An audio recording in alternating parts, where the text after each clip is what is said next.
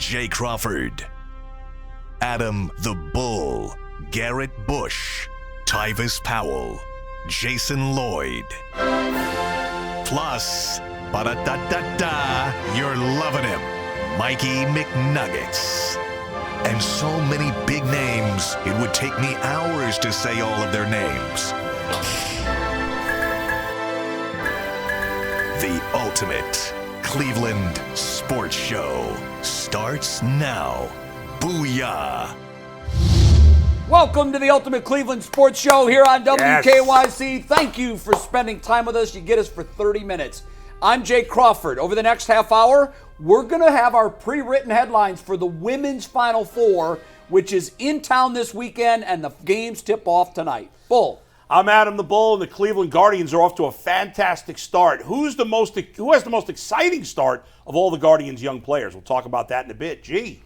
I'm G. Bush, a world-renowned food critic. I will tell you why Lefties cheesesteak is the right move for you. And I'm Mikey McNuggets. There's a lot of pressure on the Browns to succeed in 2024, but which players are under the most pressure in a crucial make-or-break season as we get ready to talk some football as well? But we're starting Guardians today, Jay. Yeah, it sounds like a packed show. I can't wait to hear what you have to say about Lefties. That, of course, is Deshaun Watson's part owner. Yes. Of that. Mm-hmm. So we're anxious to hear what kind of cheesesteaks he's cranking out up there. First, though, we're going to start with the Guardians, and why not? 6-2 after their 4-2 win yesterday against the Minnesota Twins. And even though it wasn't impressive when they beat the Oakland A's 3 out of 4, what they've done after that is very impressive. 2 of 3 against Seattle in Seattle, and they're off to a good start now against the Twins as well. We'll start with you on this, Bull, because we know how much you love baseball. Which of the young Guardians players has most impressed you so far? It was a tough call for me between Brian Rocchio and Tyler Freeman. But the reason I went to Tyler Freeman, even though Rocchio's hit a little better than him, is Freeman's been very clutch, and he has to do it while dealing with learning a new position. Right. Now, I know he got the opportunity this summer, but he's been an infielder for most of his career. So he's adjusting at the big league level to playing center field. And for, listen, everybody knows how I feel about Miles Straw, but the one thing Miles Straw did well was played a great center field. He's had his challenges a little bit. For the most part, though, he's done a good job in center field. And while the batting average is low, he's had some big-time clutch hits early. I've been very impressed by his enthusiasm, his energy in the field and on the bases. I think it's carrying over to the rest of the team. And that's tough to be a guy who's trying to find your way in a lineup and at a new position. Yeah, very tough, and I'm impressed. You cannot overstate how difficult it is, yeah. Especially center field. 100%. I mean, you are the quarterback of the outfield. Yep. You have to go to your left. You have to go to your right. He did misplay a ball yesterday early in the game against the Twins. Miles Straw would have had that without any problems. Sure. That is the most difficult play that he's going to be asked to make. Other than that, he's done it all and done it all well. Who's your guy? Hey, listen, I got to go with Tanner Bybee. Listen, he pitched. He got roughed up a little bit the first game. His last outing, lights out. I love the fact that this guy can give you so much movement on his pitches.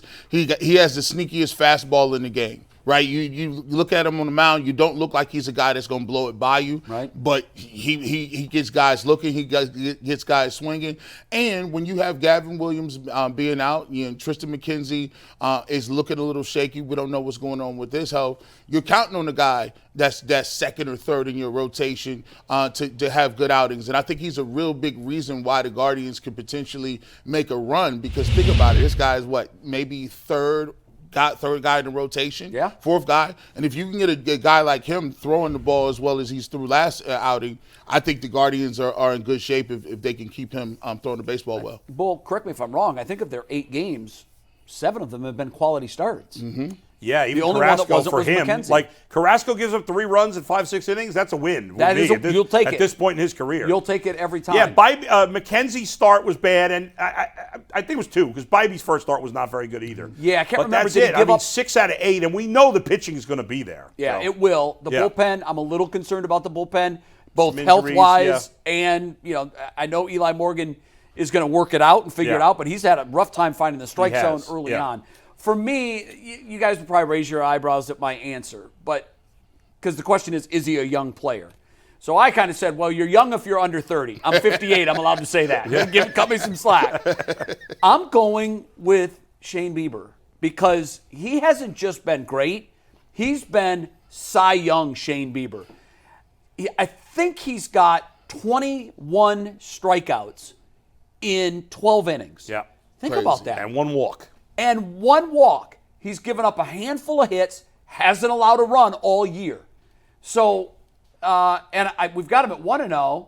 Oh, that's the game stats against the A's. Yeah. He's 2-0 on the season. 2-0 on the season, 20 strikeouts, 1 walk, no earned Oh, runs. so he had 11 against the A's then in He's his the opener. only I thought he had pitcher. 12. No, 11 against the A's. Okay. I had him at 12. I don't know why. But 20 strikeouts, 1 or fewer walks, no runs allowed through 2 starts. It's And happened twice in Major League Baseball history. and Shane Bieber this season and Shane Bieber in 2020. That's insane. And think of how efficient he was. 83 pitches, he only threw the last time. I starts, was yeah. disappointed that they didn't give him the 7th inning, and Yeah. he was too. Yeah. Oh, yeah. he You can wants see him by out his there. demeanor he wasn't happy, especially when they bring in the bullpen and they throw gas on the game. It was a 4-0 game Yeah. at Yeah. the time, and all of a sudden it's 4-2. Right. And I think Bieber was a little disappointed that he didn't get to stretch out to a 7th inning. I'm sure we're going to see that as the season goes on. They want to be careful with him. I think it's interesting because they're being extra precautious with a guy that is not in their long-term plans.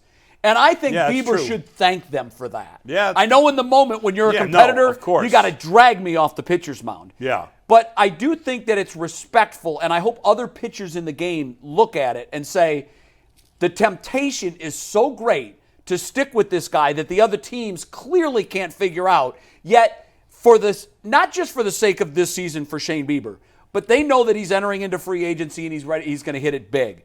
They're saving him from himself, and I think there's some nobility to that. No doubt. How do you guys? Yeah. How do you guys sell this? Right, you're 6-2.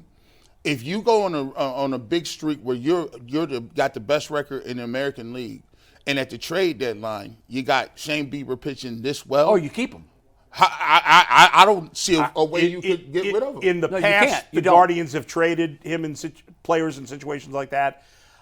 You Well, can't. last year they were a couple games out when they moved Savali. Yeah. And I was hot. I thought you were waving the white flag. But in the long run, I think that made sense. we got Manzardo because for it. you traded a good pitcher, not a great pitcher, Right. for a guy who you think feels like a sure thing. And they made as a the hitter. calculation, we're Right. not going to win it, so we're going to get something for But our effort. if they're in first place, Oh, and I don't want to worry they'll about lose it right me as now. a fan. They will lose me as a fan you can't. if they trade Shane Bieber and they're in first place. I think as a fan, I could live with him walking out the door after this year for nothing. I can too. More than I can. They're in first place and they trade him for some minor league. Exactly. Don't rob us of the Try to October win. experience. Because if the Guardians, listen, we'll see the hitting as the season goes. That's exactly But if right. I got this Bieber for the whole season, You keep him.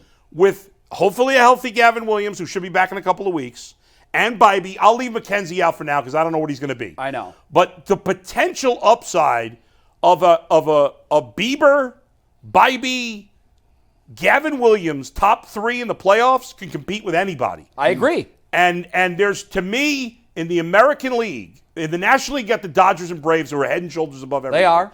In the National League, I don't think there's a team that's like that. That's that much better than everybody And Bull, else. Only one of the Dodgers and Braves is going to the World That's Series. right. Maybe not. Maybe That's right. none. And so I would.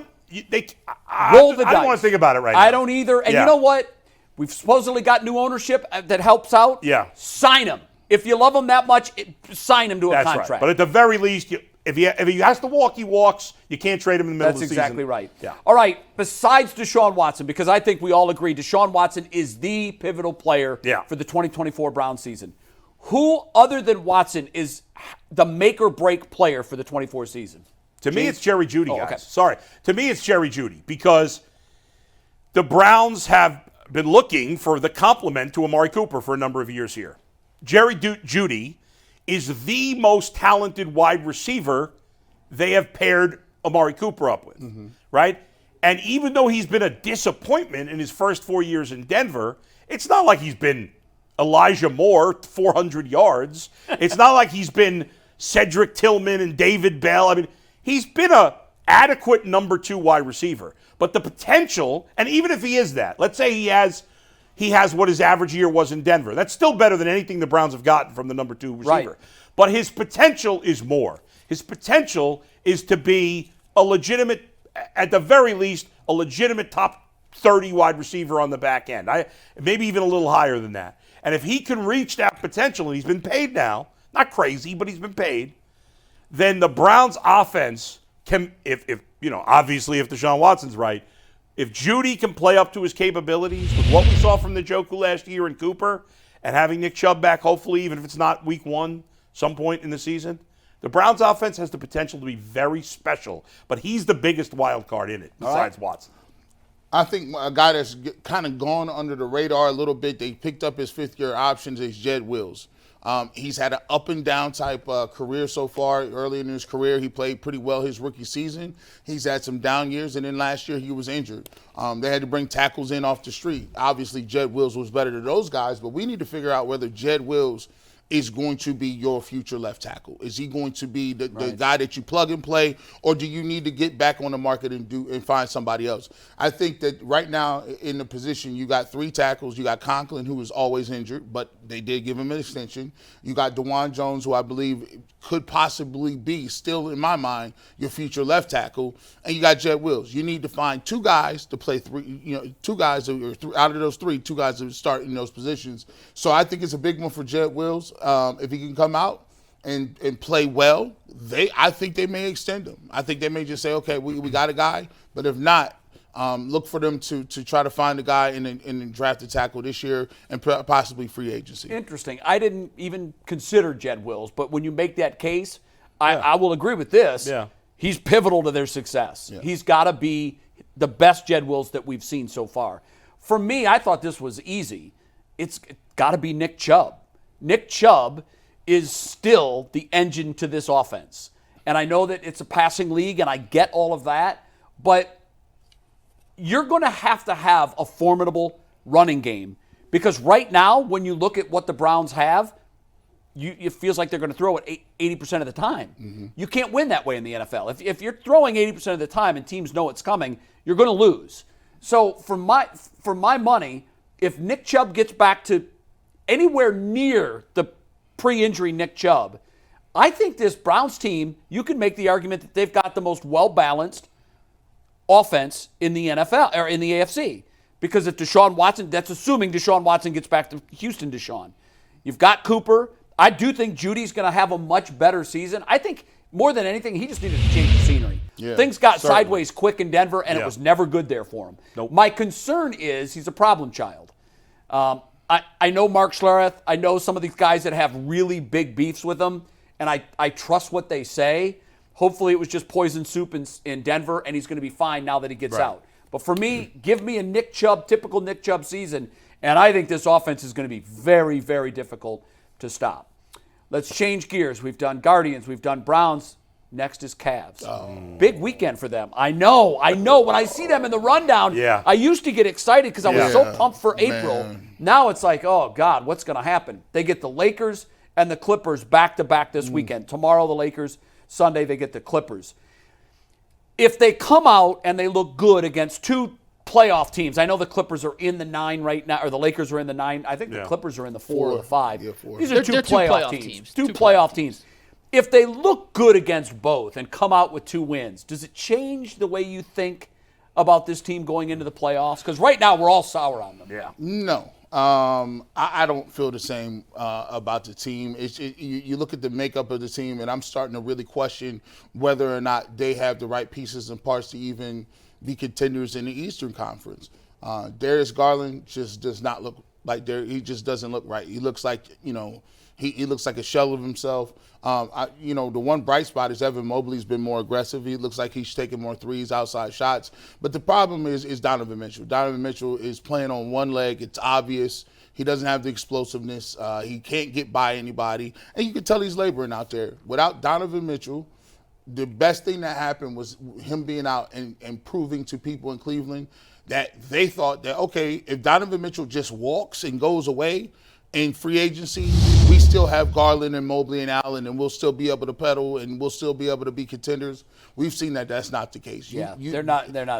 No, Jay, the only thing that would make me feel better in these next 5 games before the playoffs is if Donovan Mitchell all of a sudden looked 100% healthy. Yeah. And since I can't imagine that's going to happen, he's not even going to play back-to-backs, right? Yeah. I mean, the way he looked in that last game, I was like, the season's over. I hate to say it, but No, it feels that way. with him playing like the way he looked there, their only chance in the playoffs to make any kind of run was that Donovan played like he did during that 20-game stretch where it seemed like he was the best player in basketball. And unless he plays at that level, they're just not good enough. As you said, Darius Garland is a shell of what he was. Mobley's been the one positive. I think you finally saw some growth from him late in the year. But this does not look anything like a playoff team. I can't imagine there's anything that's going to happen in these next few games that would change my mind. Yeah, so the reason I'm a definitive no is because we know that Mitchell's likely going to play tomorrow against the Lakers. Right. But will then sit on Sunday against the Clippers. Right. In my mind, I think the Lakers are doing what they do. They had it in cruise control. Now it's the end of the season. They'd like to do everything they can to get a better position for this play-in tournament. But I think this is the time of the year where LeBron says, okay, where's the accelerator? Yeah, right. And I also think there's a piece of LeBron that wants to destroy Donovan Mitchell and the Cavs because he's heard the noise. He's heard, people say that, well, he's going to be LeBron's replacement. This is a chance for him one-on-one to show him, who's really the king of the castle. So I think they're going to lose both.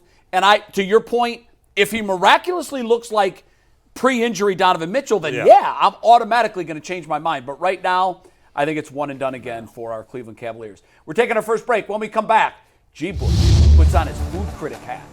So what kind of cheesesteaks is Deshaun Watson serving up at his new Lefties restaurant? That's next.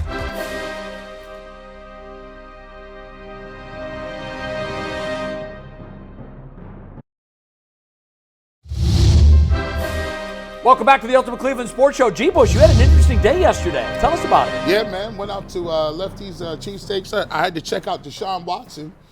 He had an event, his grand opening. So we pulled up, me and Earl the Pearl from the Ultimate 216, and we had to check out and see what they was talking about. Here's a little footage of the event.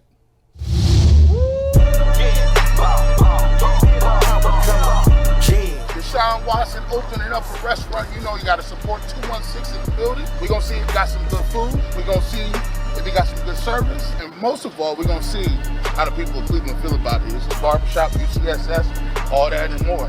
You see it? Earl the Pearl in the building. Earl the Pearl, my big brother, G. Bush. Hey. We out here repping for the right way. Come on in here. Y'all know how we do it. The rough dog in the house. Big dog Will in the house. The real true dog. Gonna show up. We had G. Bush in the building lot on the dog bus. And what else? Adam the Bull. Everybody in there. Mikey McNuggets. Keep going, it, baby. We Keep was going. I watch y'all every day.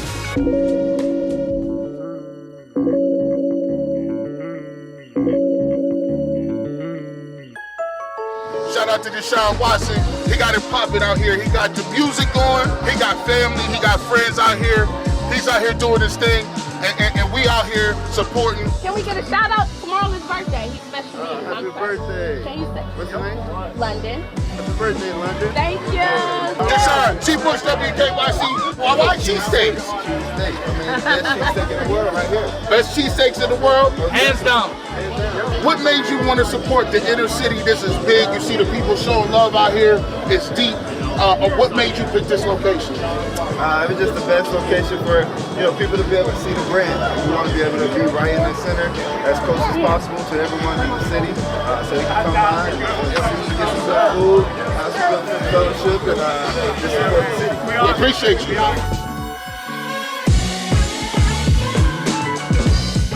The question is to the people, should I sit down and get one of these cheesesteaks? It might be double meat.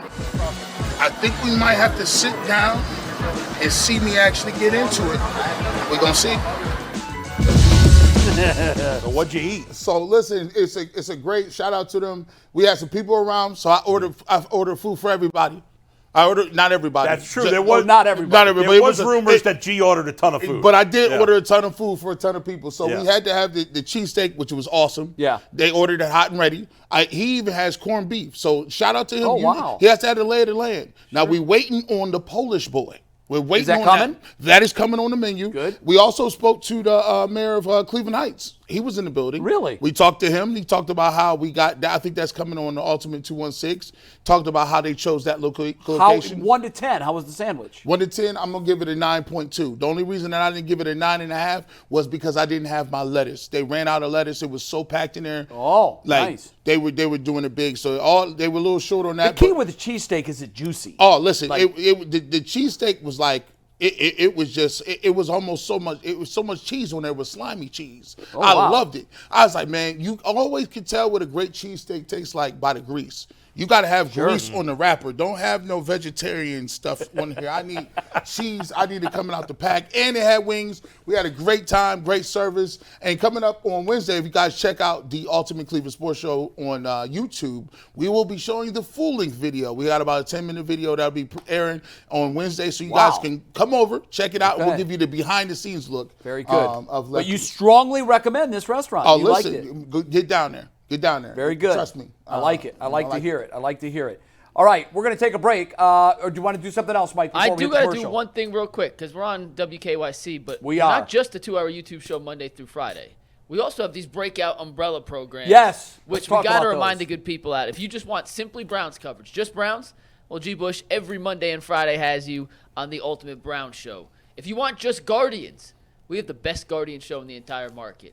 Bull, give a little teaser of what you guys are doing. You and Zach have doing a phenomenal job. So far. the show is normally Monday at 3 p.m. Because the home opener is Monday at 5 p.m., we're going to do our Ultimate Cleveland Guardian show next week, Tuesday morning. So it'll be nice. a preview for the UCSS. So we'll be doing next week's Ultimate Guardian show Tuesday at 10 a.m.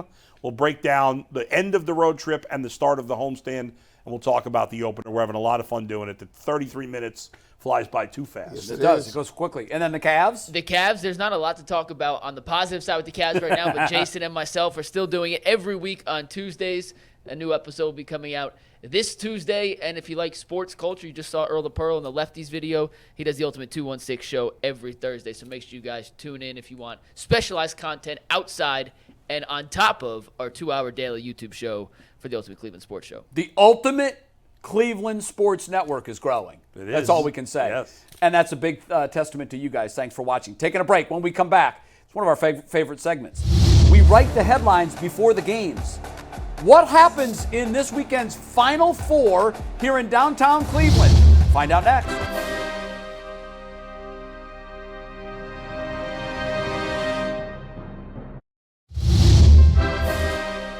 Welcome back to the Ultimate Cleveland Sports Show. Finally, we've been talking about this for months. The Final Four tips off tonight. Yes. Bull, your pre-written headlines for the NCAA Women's Final Four. I am known as the women's basketball authority in these parts, so let's get to it because I got the answer to what's going to happen this weekend. Clarkland. Oh, wow. Caitlin Clark scores 39 points to knock off undefeated South Carolina. That's the matchup I think we're getting in the finals. Obviously, UConn, Iowa is going to be a big one. South Carolina hasn't lost, and somehow they're under the radar, even though they haven't lost all season. But come on, I can't pick against Caitlin Clark. She's the biggest story in college basketball right now. I think she takes care of business. She was raving about Cleveland yesterday. She was all excited about it. Rock and Roll Hall of Fame. Love LeBron. to hear it. Beautiful. It's going to be a great weekend. All right. By the way, I love the "Don't Stare at the Sun" Monday as the mini headline off to the Anthony right. did a good job this And week. well done. I'm going in a different direction. Okay. Bull. I think the South Carolina team is wildly under the radar, primarily because of Caitlin Clark and because of LSU. Yeah. And here South Carolina says, we're over here. Yeah. We haven't lost all year. Dawn Staley is incredible. The run she's on right now Crazy. is Geno-esque when he was at his peak at UConn, who, by the way, is also in this Final Four. Yep. But I'm going with mega team stops super player. And I just think Clark's going to have a wonderful tournament. I think she's going to make it to the finals. But I do think that South Carolina is just too strong, too deep, and they're going to win it. Could be. Yeah, listen, I think this Final Four has all the makings of a great weekend. They have the Women's Final Four has it all. Rock stars, perfect records, Cinderellas, and champions. But at the end of the day, I'm taking South Carolina, and it's 30. They're undefeated. Yeah. They're solid. They're going to get it done. Shout out to Dawn Staley. I'm taking the Gamecocks. Go ahead, McNuggets. That's 2 for South Carolina, 1 for Iowa. Will it be a 2-2 split? The GOAT will reign supreme. But I'm talking about the GOAT and Dawn Staley. Yeah. Clark and Iowa get revenge on LSU, but South Carolina gets the last laugh. They lost to Iowa in the Final Four this year. I think USC gets their revenge this time around. Yeah, I tell you, what Dawn Staley's doing there is mind-boggling. Yeah. I think 4 out of the last 5 years, she was named the Women's Coach of the Year. Think of that. That's crazy. All right, we're out of time. Thanks so much for joining us. We're back Monday for the YouTube show. Peace.